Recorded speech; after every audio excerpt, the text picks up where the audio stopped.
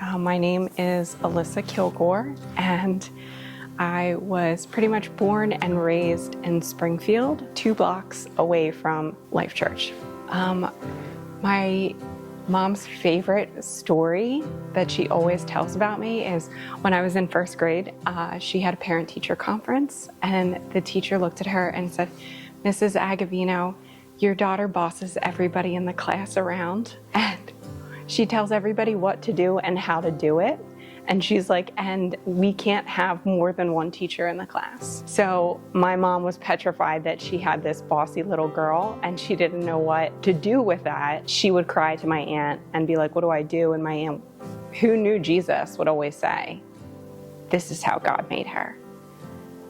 And I think I grew up kind of embracing that story as like, this is how God made me, but I can be bold and bossy and in control, and that is the way I'm supposed to be. I always knew who Jesus was. Like, we always went to church. I knew who he was, but I never had a relationship with him. I knew the name Jesus, but I never knew the man Jesus. And we went to Catholic church every Sunday. And I feel like in that situation, there was no opportunity to really learn more about who he was other than what the priest preached about on Sundays. So when it was my turn to get older and have kids, it was the same thing. I took my kids to church, forced them to sit in Catholic church, and I never really encouraged a relationship with Jesus with them because I didn't know that there was anything more than what I grew up learning.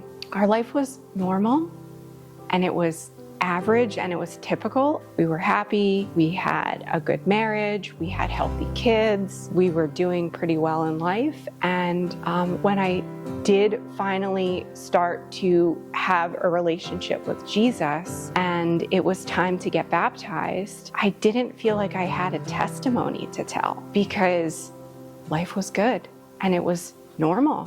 How was I supposed to say I had struggled, or I had survived something, or I overcame something when everything was just typical? And then I got cancer. That was a huge turning point in my faith journey because I knew that God was a God of healing, and He was a God of miracles.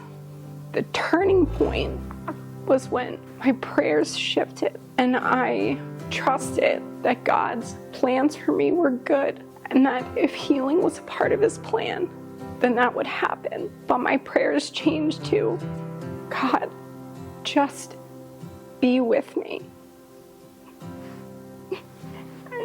And He was, in the most miraculously real ways. This is where I would come Monday through Friday, every day, for 25 rounds of radiation. That little girl, that 1st grader who bossed everybody around in her class and was constantly in control and grew up with that sense of control her whole entire life, suddenly had something so big and so out of control happen to her that I couldn't do anything about it. And that was like a beautiful realization. When you feel convicted by Jesus, it's so gentle that you're just like, "Oh wow, I get it now." And that's what happened. I had this moment where I was like, "Oh wow, I'm not in control of anything." And there were so many lessons that I learned throughout all of this, that the cancer was just like an afterthought. I watched these reels, and there's this one that I'm attracted to, and it's a cliff jumper. It's like tandem cliff jumping. And these people are strapped to the professional, and he walks them to the edge, and they jump off the cliff together, And these people just trust that he knows what he's doing, that the parachute is going to explode, and that they're going to land safely on the ground. And that scenario, that's what happened, right? Like, I had this horrible thing happen, and I decided to strap myself to Jesus. I decided to strap myself to Jesus, and I trusted that when we jumped off the cliff, that he would pull the parachute and we would land safely on the ground. And we did. And so everything has changed, because if he did it once, he can do it again. I know that if I am strapped to Jesus, that we will land safely on the ground together. I think I'm coming up on 4 years of my original cancer diagnosis, and there has been no evidence of disease at every scan and all of the blood work. So I don't know if I can say that I'm in remission until before 5 years, but the cancer has not come back.